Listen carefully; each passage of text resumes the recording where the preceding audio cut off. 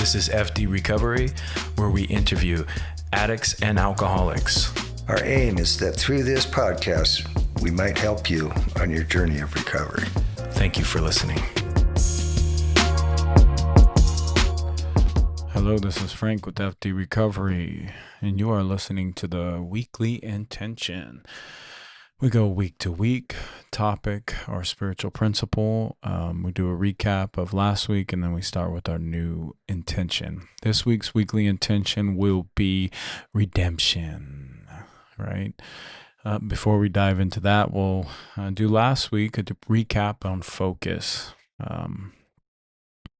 Pretty sure I got that right. If not, then you're going to hear me talk about focus. I don't really want to look up my phone and see what it was, but I'm pretty sure it was focus.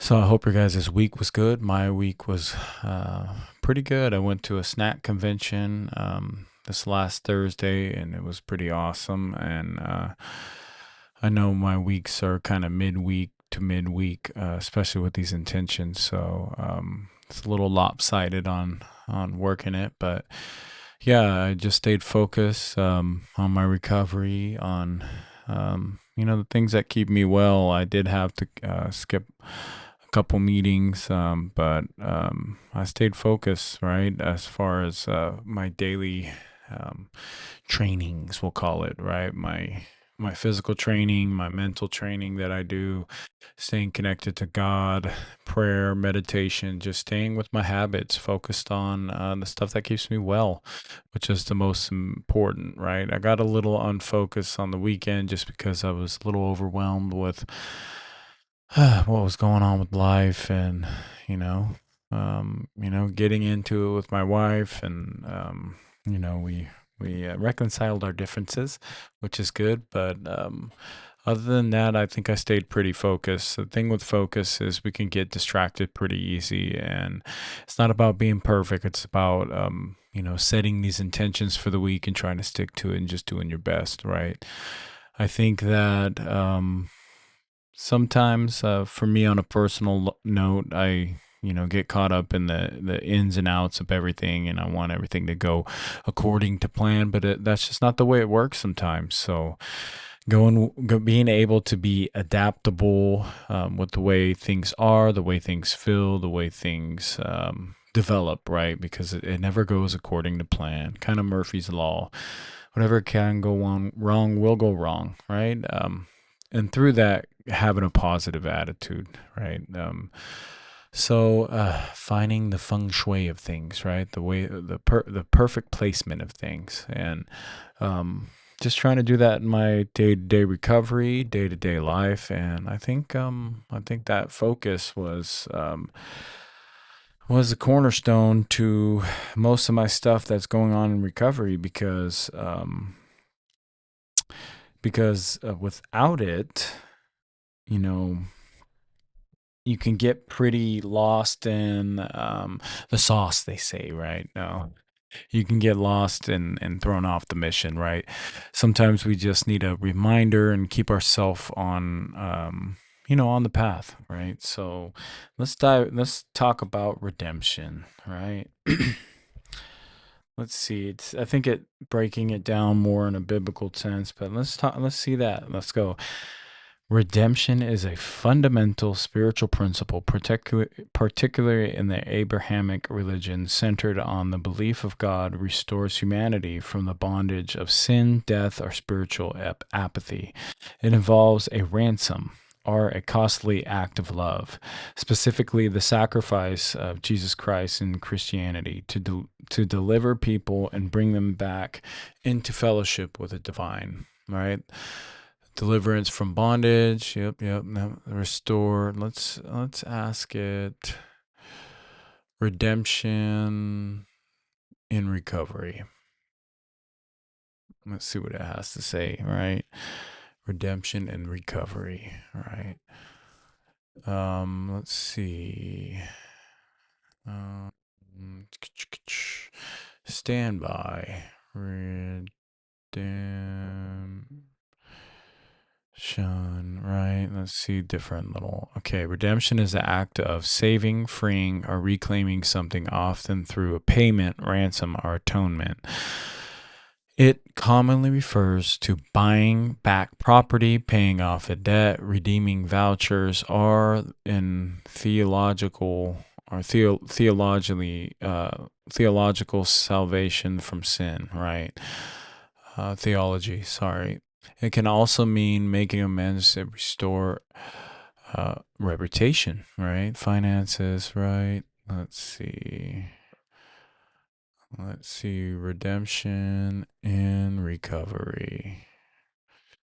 Right. It's important that we ask it specific, right? Let's see what Google. Let's see, redemption. Sorry guys, I'm a little unfocused. All right.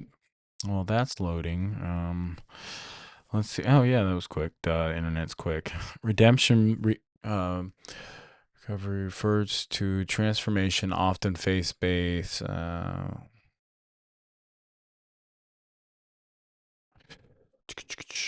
right, let's moves beyond merely stopping substance use recovery to a complete restoration of life purpose and spiritual well-being. It emphasizes healing the whole person.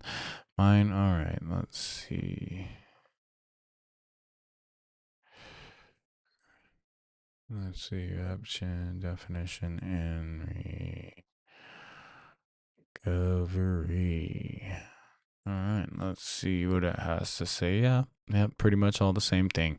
Redemption and recovery refers to the process of reclaiming, restoring, or freeing oneself from the bondage of addiction, past mistakes, or profound guilt, often resulting in a better state than before.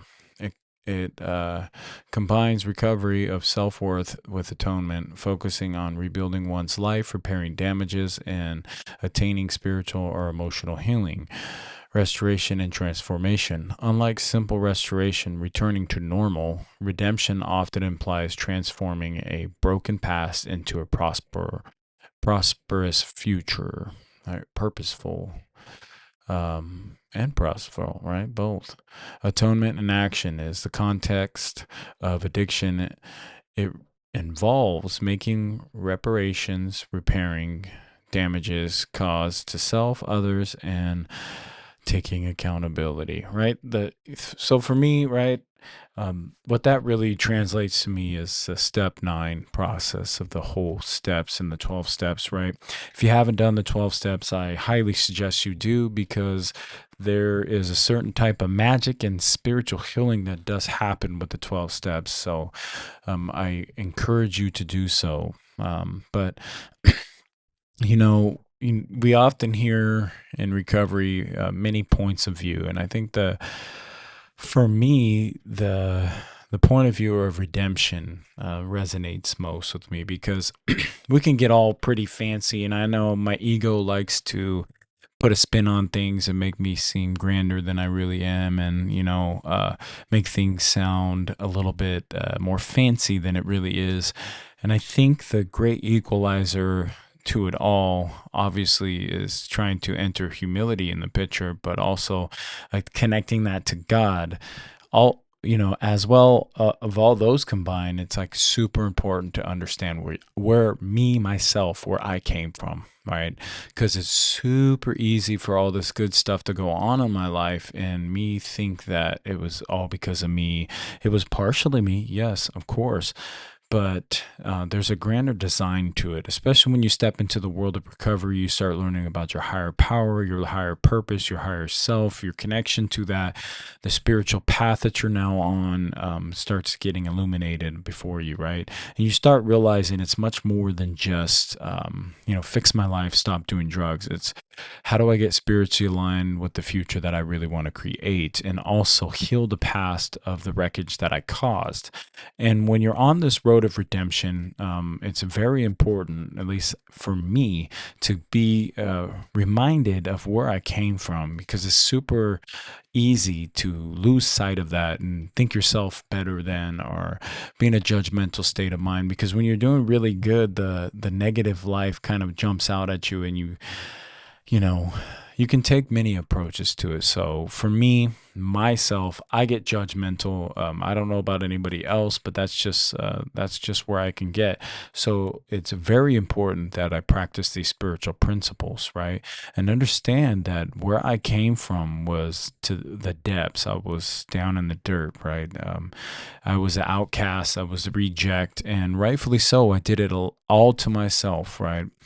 But coming from that, it helps relieve that righteous indignation or that self-righteous behavior that I seem to find trendy every now and then when I'm doing well in life. So it's very important that I humble myself and get back down to the bare bones of things, because obviously it's easy to be like, yeah, I'm so fucking great and everything's going so fucking good. And sometimes we think it's all on our own power, but allowing God to come in and clean up the mess, and allowing God's workers to come clean in the mess, like your sponsor, your support group, different events, people coming and going in your life, and people staying out of your life is the thing that I realized I stumbled upon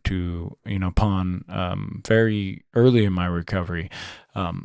I started having to eliminate people out of my life because I started learning a thing or two in recovery, understanding that it's not necessarily the people that's the problem, it's my reaction and their influence upon me, or even vice versa, right? Because I was just a toxic person. So what I had to do is I had to weed all the people and all the things out of my life. I had to kind of do a reset, a spiritual reset, and invite God to come in and clean the mess, right? So getting back down to the root of what caused all this, and getting down to the trauma and the family life and where it all started, learning to forgive that process, forgive me, learning to approach that broken boy that's inside me, and where I harbored so much pain for all those years, and understand what was done is done, and honor that, but also allow it to heal. Because if you're going to continue the story of self-pity or victimhood, you're only going to get more of that frequency, or more of that mindset, more of what draws to that world, right? So for me, it's very important that I remember in hindsight, when we talk about redemption and we work redemption in our recovery, is where I came from, right? The damage that I did and the debt I have to repay. And understand there's a lot of stuff when we're talking about the 9th step that you can't necessarily, you have to make a living amends. So what that means is there's people that you've harmed that you necessarily, maybe they can be dead and gone. There's people that you can't really make amends because maybe they don't want you around. So you have to create spiritual scenarios where you can give back to the world and pay that debt back to the world in certain ways, whether it be service, whether it be volunteer work, whether it be your spiritual walk, meaning at a church, whatever path you might find yourself on in that journey is very important. So when we talk about living amends, it's not necessarily we're doing it because debt, but it's very important to understand where redemption plays a key role in that, because redemption is as part of the amends process. That's what it talks about, restoration, right? And going through that process and getting redeemed in such a spiritual way, and finding these gifts along that path, it's very important that we take a look back and realize where we came from. And honestly, it's just important to remember the progress report. It's, just look how well you're doing. Like, sometimes I'll stop and go, when I get stressed or think things are worse than they are, it's, I just stop and go, wow, when I start doing I run it down the list and think about all the things that I have and that I'm very fortunate to have, and I'm very grateful to have, and how lucky I am and how fortunate I am. So it helps pull me out of that. And when we talk about redemption, we talk about the restoration, right? Well, I just recently paid off a bunch of my debt, which was super important. And that's a part of redemption as well, is restoring that. I mean, even just something as my credit line, right? Getting that back up. Got amazing credit now, and getting out of debt and learning how to live this life of like actual finances and real world stuff, big adult stuff, right? And it's interesting to watch redemption work from, early guilt-ridden shame walk of redemption to now a freeing redemption and a freedom redemption, right? So this week, I'm going to work a little bit of redemption in my recovery, see where I could correct some of the stuff that whether through living amends or just flat out regular amends directly to somebody, whether obviously if it doesn't harm myself or others, right? So I'm going to wrap this up. I'm very, very tired, and this week will be the spiritual principle of redemption, guys. See how that looks for you. Look it up. Look up different definitions of it. See how it pertains to you. Maybe biblical, maybe spiritual. However you need to connect to it, please do, because I believe that no matter what path you're on, you could always use a little bit of redemption. Nobody's perfect, and maybe you're out there and you're hearing this doesn't resonate because you didn't really do much damage. But maybe you could be you're on that other side of redemption, and maybe you can start checking in with yourself and seeing where maybe you're not being forgiving enough to the person that's seeking redemption. Because I know what it's like to be the participator in the bad of where all the abuse happened and what I did to people, right? And I know my life would be really, really hard. It would be a lot harder if some of those people in my life flat out denied my attempts at redemption. Right. And thankfully, most people, I wouldn't say all, most people were very, very gracious and had loving and kind hearts and helped me out and through a lot of my redemption and my amends and stuff like that. So be patient with yourself. Walk through this. If you have a sponsor, please consult with them. Remember, this is just my experience, so don't take any advice from me as far as jumping to step 9 and running and rushing and do that. It's important you do these steps in order, right? So don't jump to 9 if you're not on 9 yet. Maybe just take this as if you're on step 2 or 3, maybe just take this as information that you may use once you get to step 9. It's very important that we consult with our professional therapists and our sponsors and things like that, and get our support group around us before we start even talking about seeking out, doing restoring of the damage we've done out there. All right, guys, that's all I have for you guys today. So remember, redemption is the spiritual principle for this week. All right. This is Frank with F.D. Recovery. We out. Peace. Thank you for tuning in to F.D. Recovery. A reminder, be kind to yourself on this journey of recovery. Also, call your sponsor. Get connected to local support groups. And for one day at a time, stay clean and sober.